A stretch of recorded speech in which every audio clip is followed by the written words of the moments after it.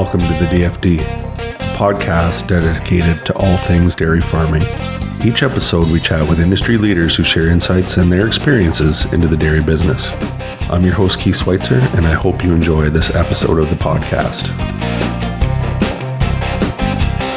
Good afternoon, everybody. Welcome back to the DFD podcast. I'm your host, Keith Schweitzer.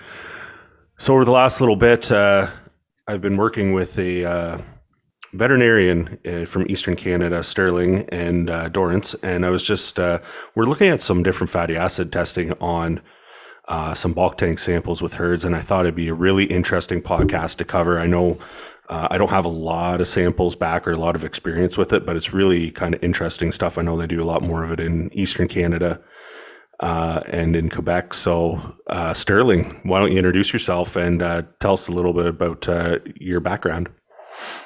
Yeah, my name is Stirling Dorrance. I'm a large animal veterinarian, but I also work for Lactanet as a dairy production advisor. I've been a vet for 33 plus years and working for Lactanet for about 6 years, where I go around and I basically get into dairy production advice based on DHI test day data and that sort of thing. And I've been looking at Profilab now for a little over a year. I'm still not an expert on it, but as Keith said, it's pretty interesting, I think. Yeah, so why don't you tell us a little about your background? I know you said you were in Eastern Ontario at some point in your career.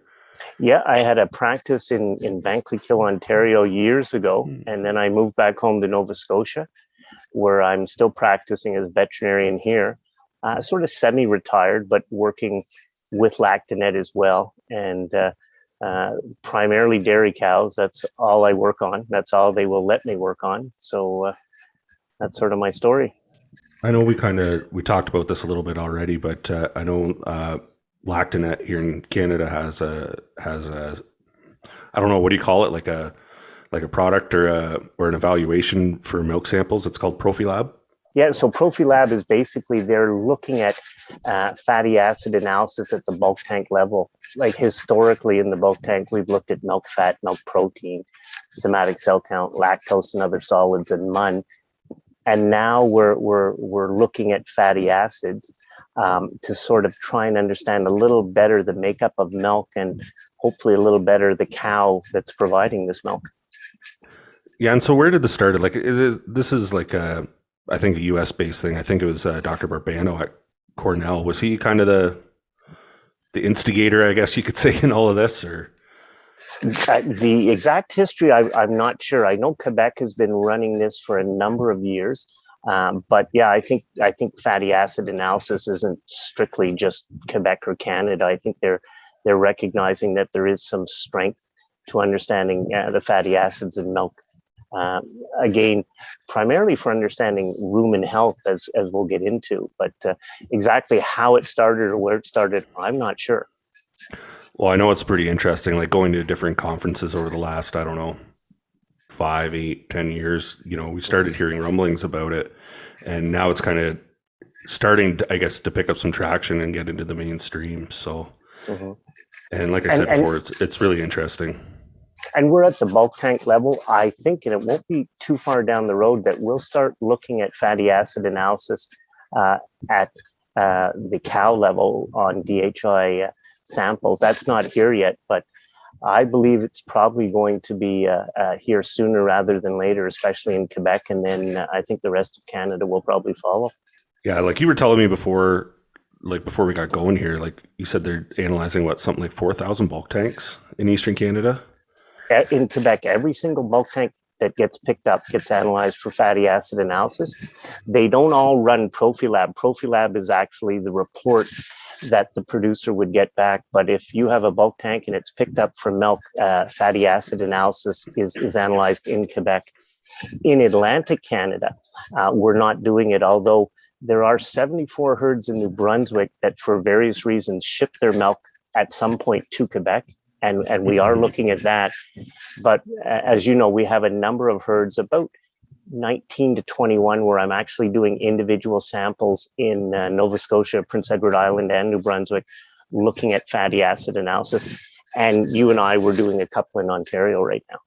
Let's kind of get into the nuts and bolts of this. So I guess what is a a milk fatty acid for some of our listeners that maybe are just hearing about this for the first time? Yeah, exactly. I mean, again, Profilab is the measurement of fatty acids in the milk at the bulk tank level. And to understand Profilab, it's a tool, and it's hopefully helping us understand a little bit more about the herd. Because again, it is at the bulk tank level, and we have to realize that there's pros and cons of being at a bulk tank level, but that's where we are right now. And it tells us a little bit about how we're managing and feeding the cows, the milking cows, and more specifically, how we're managing rumen health in these cows. In order to understand what fatty acids are, you have to look at milk fat a little more closely. And the way I explain it to people, whatever your milk fat is on your herd, if it's 4.2, 4.3, 3.8, whatever, about 93 to 95% of that milk fat number from your bulk tank is made up of fatty acids.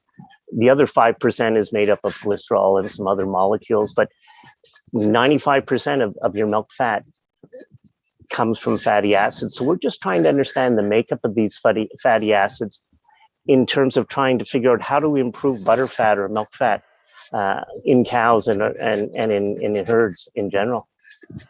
Yeah, because I know you said there was, or maybe I was reading somewhere, there's like over 800 different fatty acids in a sample of milk, and I think the Profilab just breaks it down to 3, correct? Exactly. There's a pile of them. There's over 400 for sure, and maybe a bigger number, but we don't want to know about all 400. We break it down into 3 major categories, and understanding those categories, again, you have to interpret it and know where the categories are coming from. But it helps us understand what's going on with the cow, what's going on with the rumen, how we're feeding her. And for instance, the 3 categories, we can get right into that if you want. The first category are de novo fatty acids. And de novo are basically shorter chain fatty acids. And fatty acids are defined by how many carbons they have in them. I'm not going to get into the biochemistry of that because it's not crucial for this at all. But short chain fatty acids are what de novos are. And the big thing about de novos and why we're so interested in them, they're actually manufactured in the cow's mammary gland. They're synthesized exclusively in her gland from 2 substances, butyrate and acetate, and these are precursors from rumen fermentation. So whatever de novo she produces is a function of her rumen health, and the healthier her rumen, the more de novos she produces. And the reason that's important is de novos are totally correlated to butterfat, more than on a 1-to-1 basis. I think for every 0.1 gram increase in de novo, your butterfat goes up 0.12. So it's really important that we understand, how does the cow produce these de novo fatty acids? How can we produce more of them in order to increase butterfat in a herd? Like, just looking at the de novos from the little bit that I've seen so far, it's really interesting because you can see, like, I think the one herd we were doing, and they kind of dropped off, and I think I didn't quite look at the report yet, but I was looking at their bulk tank and the fats come back up. So like, we had a heat stress event last week, and it almost kind of correlated that, the cows were a little bit heat stressed, the de novos dropped a little bit, therefore the overall bulk tank dropped a bit. And, hopefully that we see that trend kind of turn around and head back in the right direction. But it's just kind of, I guess it's shedding some light onto why we see, I guess, dips in butterfat sometimes, and maybe some information in the background on that we haven't looked at before. Exactly. Very, very sensitive to anything that can affect rumen health, whether it's heat, whether it's diet, whether it's crowding at the bunk. If rumen health is affected in a negative way, de novos go down and butterfat goes down. So understanding what affects de novos helps us understand what we need to maximize de novos and improve butterfat. It's very straightforward when you look at it that way, for sure. Yeah, and I know that when you gave the presentation last week, I think we looked at a bunch of different chain fatty acids. Like, we're looking at single, like no bond, like 1 carbon bond, 2 carbon bonds, and like the saturated, polyunsaturated. And it's really interesting. Like, the cow actually produces her own C16-0, which a lot of producers will know as palmitic acid, or, essentially palm fat. So the cow's actually producing that. And that's why we kind of see the butterfat increase when we do, include it in the diet. Exactly. Like the three groups, de novos, as I said, are the one we really focus on. The other group of fatty acids we like to look at are called preformed. And preformed are longer chain fatty acids. And they come from two sources. They come from the diet the cow's eating. So the forages, the grains, any additives. Mm-hmm. And the other source of preformed, which makes it kind of an interesting group, is if a cow's mobilizing fat off her back, she's losing body weight, she has ketosis, or she's pushing a lot of milk, so we're losing weight on her. Those are long chain fatty acids that will come off her back, get into the milk, and they're preformed as well. So preformed are two sources, the feed and body condition. And then these mixed, as you said, the C16, Mm-hmm. which is palmitic acid, are right in the middle. And they can come from the cow's de novo synthesis or from what we feed her or what she's mobilizing off her back. So it's a little bit of a symphony that you have to kind of put together depending on the herd, what's going on. But it really gives us some insight into how we can maximize milk fat in a herd over time and maximize profitability. Because as we know, there's a lot of different ways to push butterfat. But the best way, in my opinion, is let's do it through the cow first, through maximizing de novo synthesis, especially in high production herds. And then if we have to fine tune it with some other additives, hey, that's fine. That's fine. Yeah, and I think it really kind of sheds some light on some things like, if you got cows sorting, if you've got, like you said earlier, like crowding at the feed bunk, sometimes we'd see this in fluctuations in fat in the bulk tank, but this is giving us, I think, that extra little bit of edge or insight into kind of relating with what academia is telling us with all this research on why we shouldn't do it, and giving us a very on-farm tangible thing that we can look at and say, hey, I noticed that your pen capacity is at 110%. And you see these cows that are kind of fighting at the feed bunk, and maybe dry matter intake's a little bit lower than it should be, and seeing how it relates from the cow side factors into the bulk tank. Exactly, because it's not always diet. We focus on diet a lot because that's something we can change probably more easily than facilities. But whatever affects rumen health, and we know there's a number of things, we've always known that is going to affect de novos. But again, it's the de novos are such a very fine tuning of what's going on in the rumen, and the de novo production is so for Profilab is just so sensitive. If you're getting it on every pickup, you can see the changes very easily, whether they're positive or negative, and you just try to maximize the positive things that promote more de novos, more butterfat. Yeah, I think we looked at the one herd and we made some changes, and they implemented them on Saturday. They did the test on Monday, and we could see already a positive impact on our feed change. It's unreal. So. Yeah. Well, I think that was the herd that you originally worked on, and we weren't bad, but we were a little low, and you just improved. And I think it was you changed the fiber profile a little bit, maybe a little more effective fiber, and you could just see butterfat going up. And I always remember the statement of that producer: "I've never had butterfat this high," because I think he started running 4.3, and that's money in the bank, for a very small change on the diet that we might have seen or not seen without this. It's really hard to know. Yeah. So I want to circle back a little bit, because you started talking about some of the other things that we're looking at in the Profilab. So the mixed and the preformed. So maybe let's start at preformed, and then we'll kind of work our way back down to mixed, because I think if we look at the mixed, they're kind of influenced. Yeah, exactly. From both. The mixed are in the middle. So de novos synthesized in the mammary gland, they reflect rumen health. That's all you have to remember. The interesting thing about de novos is, again, if you took a milk sample from a beef cow, she'd have high de novos, but she doesn't have any production. So high de novos doesn't mean production. It means rumen health is there. But at the same time, if you can have good production and rumen health, that's great. Preformed on the other side, they're interesting because they come from the feeds that the cow eats, and also her body reserves. So for instance, if you're looking at a herd and monitoring Profilab and it goes out on pasture, as some herds still do, preform go through the roof. They take off. There's tons of long chain fatty acids in fresh pasture. And you see that preform go up and gradually come down as the pastures kind of mellow down as time goes on. But if you're looking at a herd that's not sending them out the pasture and you see this increase in preformed, you want to start wondering, boy, am I into major body weight loss here, body condition score going down? Or am I feeding a product that's high in long chain fatty acids? So a lot of interpretation that you need, not only the producer, but the person feeding the herd. I've tried to interpret Profilab at a distance without a lot of information, and boy, you overinterpret. So, but with the right people talking about what's going on, we can really pinpoint what's causing these changes. And if we don't want those changes, we can fix them because we know what caused the change. Yeah, I think you told me a funny story about a producer feeding potato chips. So it must have been in PEI, if I had to guess. But well, and they ran into enough. Exactly. Butterfat dropped, the preformed, the de novo, everything dropped on them, and you're like, okay, so what are you feeding?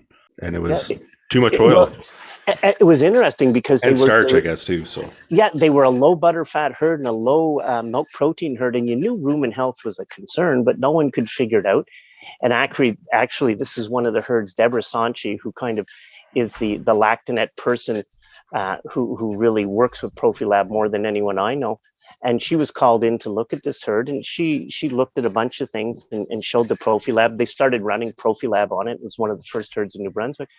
And you could just see like butterfat was like 3.5, milk protein was down. De novos were really low, so you knew you had poor rumen health. Preformed were actually elevated. They were higher than normal because, and we didn't know why, or at least I didn't know why, but the bottom line was they were feeding potato chips. So they were looking for a fairly inexpensive source of starch, which they found, but the vegetable oil in the potato chips, which is again, long chain fatty acids, were pushing the preformed up. And there's another fatty acid we haven't really talked about, the polyunsaturated. And I won't get into that, but it is another one we look at. We're really quite high. And Deborah, in about 10 seconds, came to the conclusion that we had poor rumen health because of something going on, probably feeding a fat source, and it was potato chips. And as soon as they pulled it, I believe things got a lot better. It was just very neat to see. And in hindsight, everyone thought, oh yeah, probably don't feed that many potato chips, but it wasn't our first thought when we started talking with this herd. So it's a very powerful tool. I know I should maybe even do a whole podcast on different fat sources, because not all fats are created equal. It's funny, we were talking about the different, the unsaturated fats and how the cow actually has to convert those and break that double carbon bond, and so that she can utilize the energy in that. Yeah, exactly. My understanding is, and I'm not a biochemist, and I understand some of this a little bit, the rumen bugs don't like these polyunsaturated fatty acids that much, the double bonds. They want to break them down into by biohydrogenation to just single bonds, and they can utilize them better. And that's one of the reasons when we do feed sources like roasted beans or raw beans at too high a level, there's a lot of polyunsaturated fat in there. It'll kind of gum up the rumen process, and the result will be pushing your de novos down because the rumen's not healthy, and also suppressing butterfat. So it's all interconnected. The cow needs fat and needs certain sources of fat, but at the right amount and at the right time. And understanding that can, like, the greatest example I'll give you is a herd. It was one of the first ones I worked with here in Nova Scotia. Pretty good herd, robot herd. We're running about 39, 40 liters of milk, but not very good butterfat, like 3.98, 3.95. Protein was 3.1. Struggling to fill quota. And so the option was, do we go to palm fat? Because we knew if we pushed a little palm in there, we could jump it by about 0.2, maybe with 300 grams of palm. But when we ran the Profilab, the other thing Profilab gives you too is MUN. The MUNs were high. So I kind of took a bit of a guess, but having looked at enough of these, I said, let's see if we can modify our starch level by feeding a little more starch. And we did that. And we went up 5%. He was feeding dry corn. So we went up 5%, then 10%. I think we went to 12. And all of a sudden we saw the de novos swinging up, the butterfat swinging up. The butterfat got to 4.25 to 4.3, and the MUNs came down.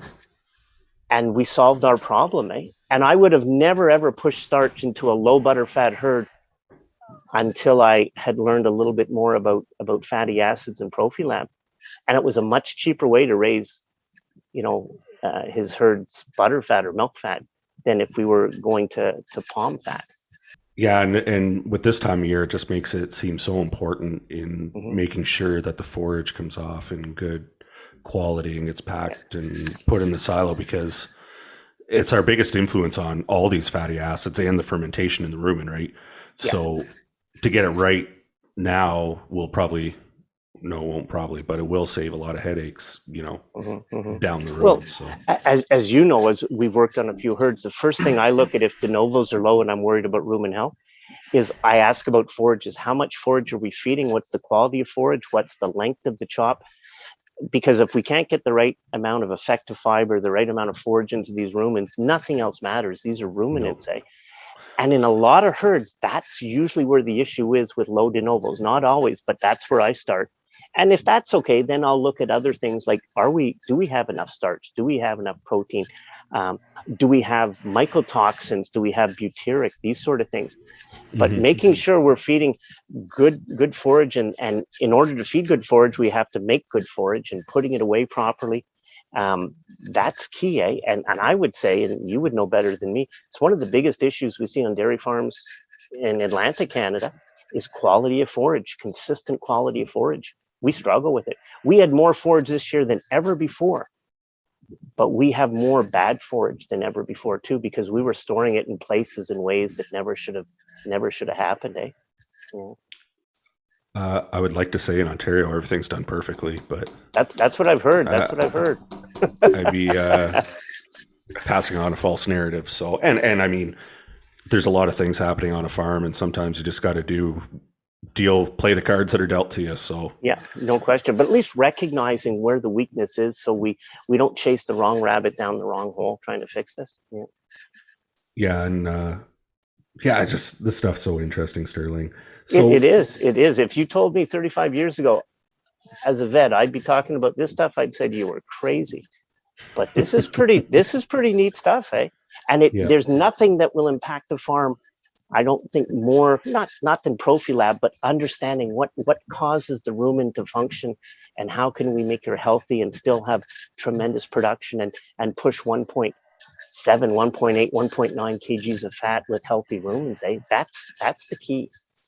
Well, now, like I know with the couple clients that I'm working with that we're kind of mutually working on, I'm talking to him and he's like, well, let's wait till after we do the Profilab, then we'll make the change and see how it affects it. So like the producers are so far really interested in this.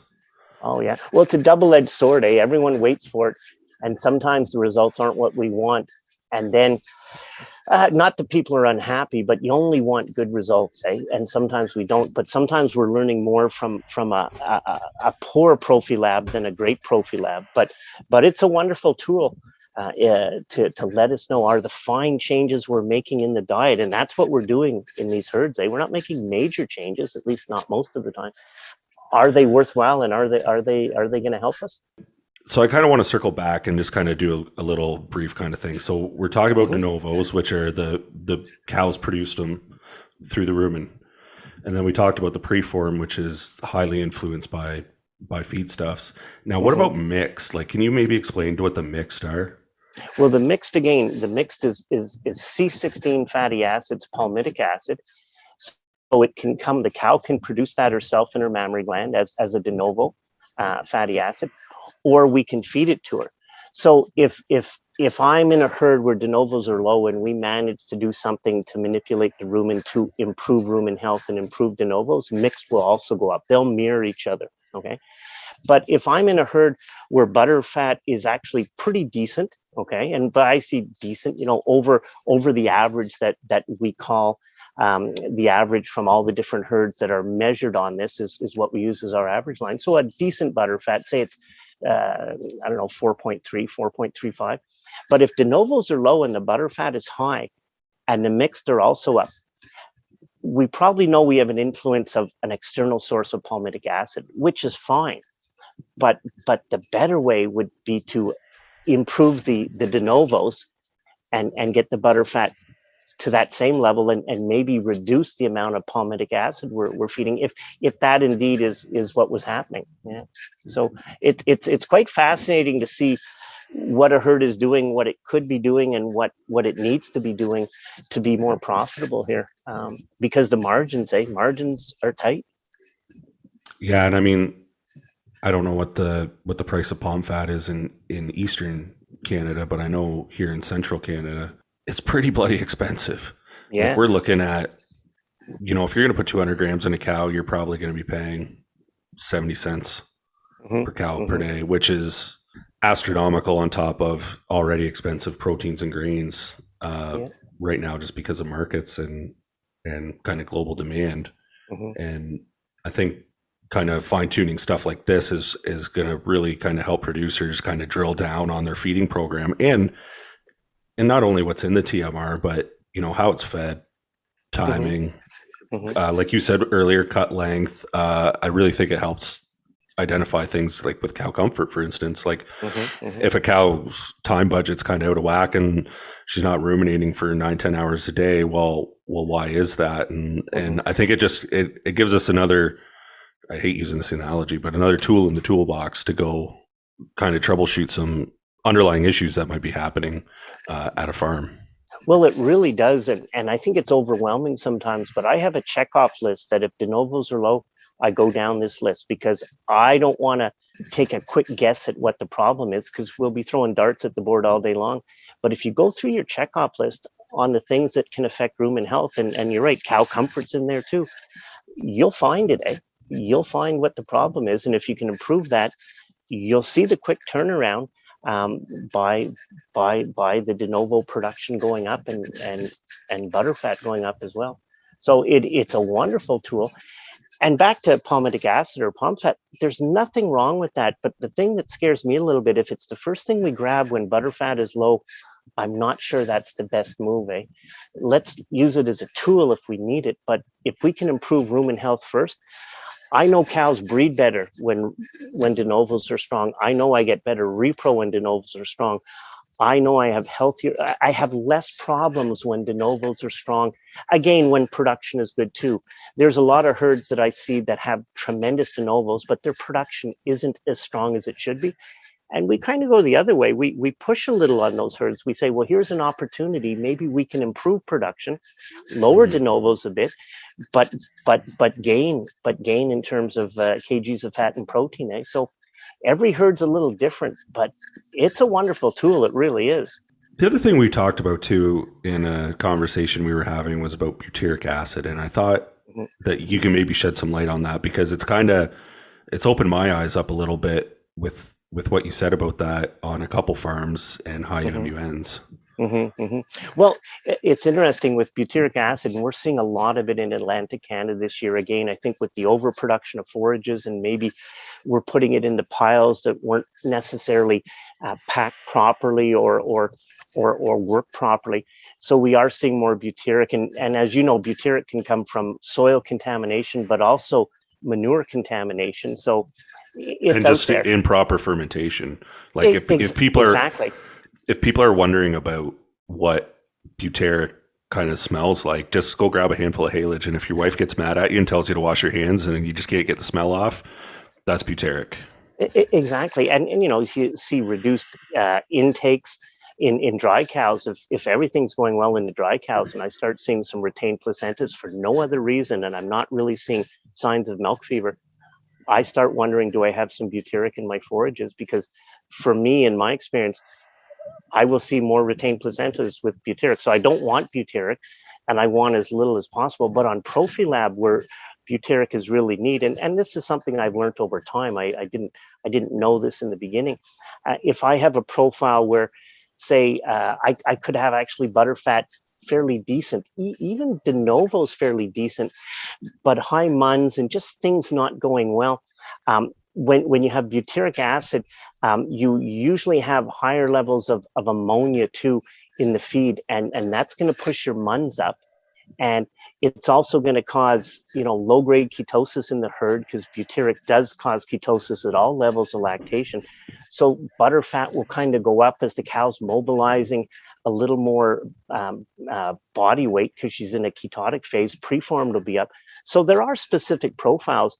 You can't say it's butyric, but if you rule out all the other things and they're not sure about butyric, you can say, boy, you want to check your forages for butyric. And as you know, you don't always find butyric.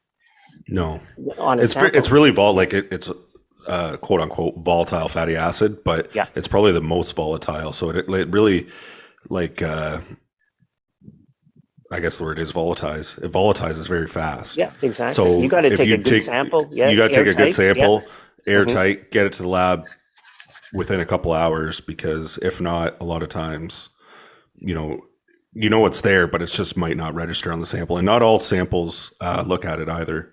I know there are some labs that don't have it, but. And every lab is a little different. I've seen samples from 3 different labs give me different levels of butyric or no butyric. And it's not that the labs aren't good. I think they're all good, but it's a tough one. But the cows will tell us there's butyric in there. And now with Profilab, we can almost use this as maybe a way to understand that, yeah, there is butyric here. That's the rabbit we have to chase, maybe not something else. Because again, it may or may not affect rumen health right away, but it will affect performance. Yeah. Yeah, and it could be just one of those smoldering fires that all of a sudden you add some heat stress or add something else to the matter, and boom, she's burning. So yeah. Can you maybe, like, I know you said you're dealing with quite a few herds in Atlantic Canada, and can you maybe just talk about some specific experiences that you've had with Profilab, more than maybe you've already kind of shared with us?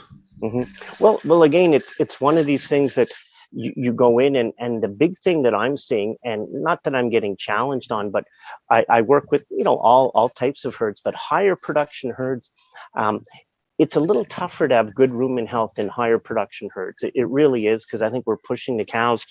But what I have seen is that if we do everything right, from how we manage the feed, how we make the feed, how we store the feed, how we feed it out, and we can have strong de novos in high production. Because I think for a while there, the thought was, boy, if I'm going to push over 45 liters of milk, maybe my de novos won't be as good as the guy who's giving 32 liters. But the opportunity to have strong de novos, we've shown it really can be at any level of production, and the herd that has the high de novos with the high production, these are the most profitable herds. There's no doubt about it. Profitability and high de novos and high production herds go hand in hand. So that's kind of been my experience, that we need to chase rumen health even in these really superior herds, because it's possible. I got to preface this, like, I do not know very much about this whole milk fatty acid thing. Like, I'm learning as we go, and like I told you before, Stirling, is it's a kind of like what I do with anionic salts, is that I used to add it to fix a problem, and then my light bulb went off, and I said, well, let's add it when everything's going good and see if we can't make it better. And I think the best way that I learned is I just throw my feet in the fire and kind of sink or swim. But it's just fascinating, these little minute changes that we make, or you get into a different forage and we can see these levels dropping, and yeah. Well, I'm finding from my personal experience, I'm not usually the genius that can figure out the problem. That ain't me. But I tell you, retrospectively, it's kind of neat to go back and say, that's what happened. And we'll catch that next time. Because at the moment, we weren't smart enough to figure out all the details. But as the information came in, and it was butyric, or it was mycotoxins, or it was whatever, as long as we benchmark it along the way, I think that's how we're really going to understand this stuff. So the next time round, we're going to be a little smarter because we've seen it before. So it's a learning curve. And like you, I don't profess to be a fatty acid expert at all, but it's pretty interesting. And it's fairly inexpensive. Like, I have some numbers here for the producers in Quebec, because that is the only province where on every single bulk tank they have it. It's $31.50 a month. They get their all their fatty acids and their MUN. I think the way we're doing it right now, you and me and in Nova Scotia and Atlantic, we're $10 per sample. So that's about $40 a month. But then we have our Purelator charges, because we got to then send the sample up to Quebec, to the lab in Quebec that does it. So it's still a good deal, but it's not quite the same deal as if it can be just done when the bulk tank is picked up on the farm, eh? And it is coming. I believe within 2 years there's going to be more provinces doing this than not doing it. That's my thought. Yeah.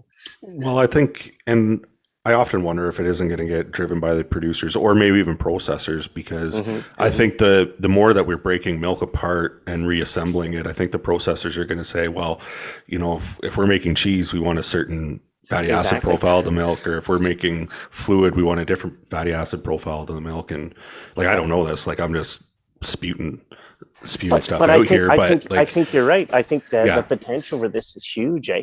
And to try and understand, how the cow can make kgs of fat and protein as inexpensively as possible, and as long as the product is good. So yeah, there's going to be a lot of benefits to this that we haven't even figured out yet. I believe it's just a matter of working with it and learning about it. We're in the early days of this book, eh? The first few chapters. The story hasn't been written yet, that's for sure. Yeah. Well, and like I said when we started here, is that we started hearing about it 5-8 years ago, and like anytime I was hearing Dr. Barbano talk about it, it's just like over my head.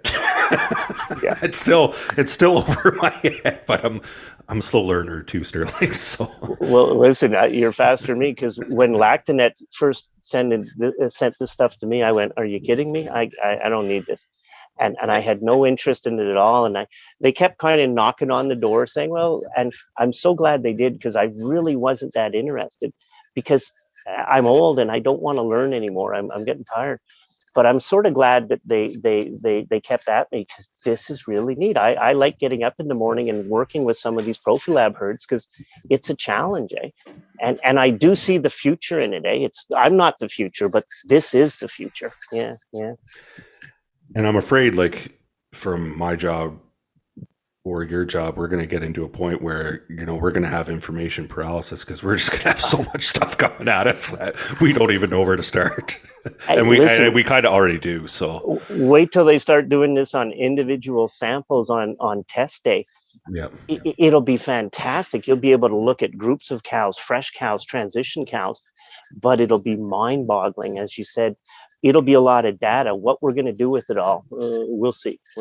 Yeah. Well, it's interesting you mentioned different groups of cows, because I think, like anything that I kind of see in the dairy industry, a lot of our time, energy, effort, and money are kind of spent anywhere around transition. So transition cows, transition calves. So you can't really do a Profilab on a calf, but you can on, say, a pen of fresh cows. We can look at it and say, okay, these preforms are too high. These cows are just mobilizing way too much body fat. Like, how are we gonna react, or what's the issue as to why we're seeing this happen? So and kind of get us on that path to fixing it. So I think long term, I don't know how long, maybe 5 years or something like that, we'll be seeing this, and it'll be a more norm in the industry. And I always kind of use a 4-to-1 rule, or maybe even a 5-to-1 rule, but for every dollar of prevention you spend, it's about equivalent to $5 in reaction. And what I mean by that, if you spend $1 on prevention, if you were not to prevent that problem, it'll cost you $5 to react to it, likely $4 to $5. So, I mean, if we have herds that are seeing high ketosis levels, we go look at the milk fatty acid. Okay, yeah, like, she is mobilizing a lot of body fat. So how do we fix this? And the fixes that we come up with, will be able to see more directly what impact did they have. Did this additive really help us or not? Because with the fine-tuned changes with this fatty acid analysis, potentially, we won't have to wait weeks and weeks and weeks. We'll see it in days. So yeah, the potential is huge. I mean, it's scary what this could do, but it will be more data, and there's still more work to be done. But I think that the end game is going to be a good game once we figure all this out. Yeah. I did have a question. So when we're looking at, like, when you send a nice little Excel report with it, but Mhm. when we're looking at the baseline on that, so you said they're testing like how many bulk tanks in Quebec. So is that like the average for that week, that day, that month, that year? Like, how Exactly. are we? Yeah. Well, the way it works when I say the novos are high or low, it's compared to the average line, and that average line is produced by all bulk tanks out of Quebec. And I have some numbers here because I didn't know these, but there's over 4,000 herds where bulk tanks are being picked up in Quebec. So they're all being analyzed, and they Every do pickup, break correct? exactly every single Yeah. pickup. So we're looking at a lot whether of liters of milk.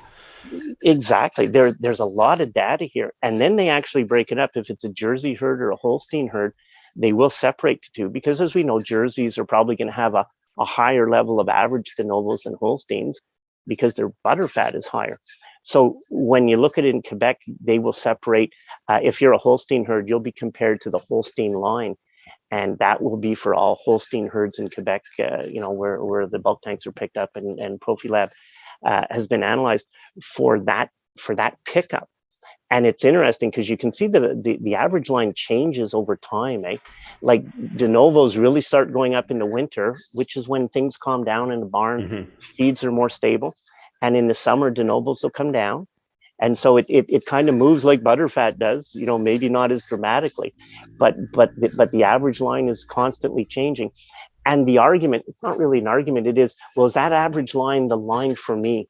Well, I tell you, it's the average line, and you're not selling or buying a farm because you're just a little bit above or below. But if you're way below the line for de novos, you can be guaranteed you're too low. I don't care who you're talking to, but the average line is just a nice sort of way or metric to use to see where you are. And we use it for MUNs too, because for MUNs, for instance, the range is 8 to 12.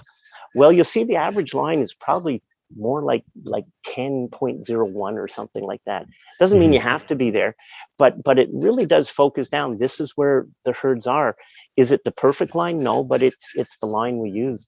Yeah, it's the line we're dealt with. So yeah, exactly. But yeah, it's quite fascinating. It's not perfect. It's not a perfect science, and interpretation is key. But I really think this is where you can't just have one person looking at it. You need your nutritionist, you need your producer, maybe your vet, depending on if they're into this. Because it's like a little bit of a game of chess. There's moves here, and you want to try and interpret the move and know the next move. And it's not always that clear, but if you keep the records and you go back retrospectively, you will see what the correct move was if you kind of analyze the game, so to speak, after it was played, so that the next time you play that game, when that move comes up, you're going to know what the move is. That's the way I see it.